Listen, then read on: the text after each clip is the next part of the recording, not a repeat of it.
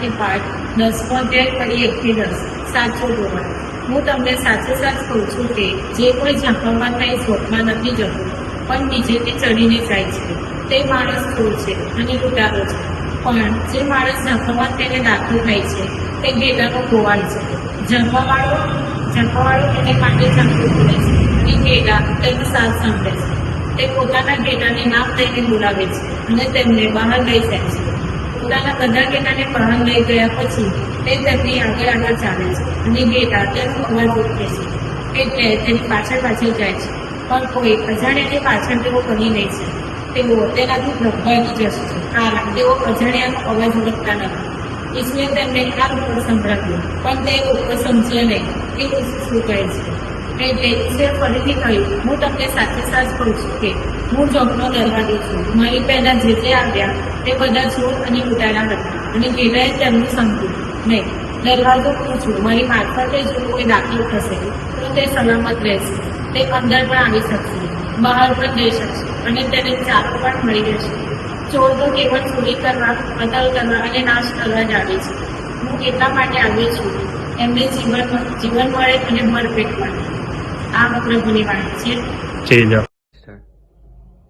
ઈસુની જય વાલા ધર્મજનો, એક ફાધરે ઘણો સરસ બોધપાઠ આપ્યો।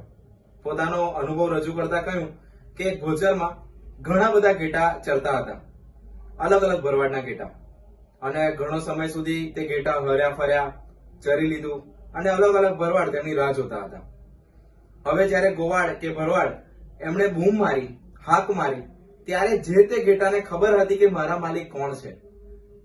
એમને મૂંઝવણ નહોતી કે મારા માલિક આ હતા કે પેલા હતા। એમને ચોક્કસપણે અવાજ ખબર હતી કે હા, મારા માલિક તો આ જ છે, અને એમના જે તે માલિક પાસે તેઓ જઈ પહોંચ્યા।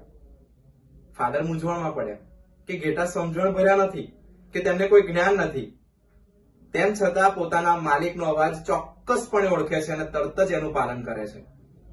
ભગવાને આપણને તો માણસ તરીકે આપણને તો બુદ્ધિ આપી છે, અરે માણસ તરીકે આપણી જોડે સમજણ છે, આપણે બોલી શકીએ છીએ, સમજી શકીએ છીએ, તેમ છતાં સાંભળી શકતા નથી, આપણા માલિકનો અવાજ સાંભળી શકતા નથી। મારા વાલા ધર્મજનો, આજના શુભ સંદેશમાં પ્રભુ ઈસુ કહે છે, હું સાચો ગોવાળ છું અને મારા પ્રાણ હું મારા ઘેટાને ખાતર અર્પી દઉં છું।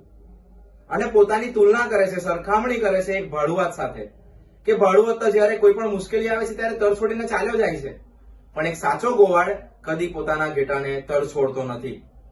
જીવન અર્પી દેવું એટલે ક્રૂસ પરનું મૃત્યુ, પોતાની જાત સમર્પી દીધી આપણી મુક્તિ માટે। અને સાચો ગોવાળ, સાચા ગોવાળ તરીકે આપણને લીલાછમ ખેતરો આપવા તૈયાર છે। બસ જરૂર છે એમના અવાજને સાંભળવાની। ઈસુની જય।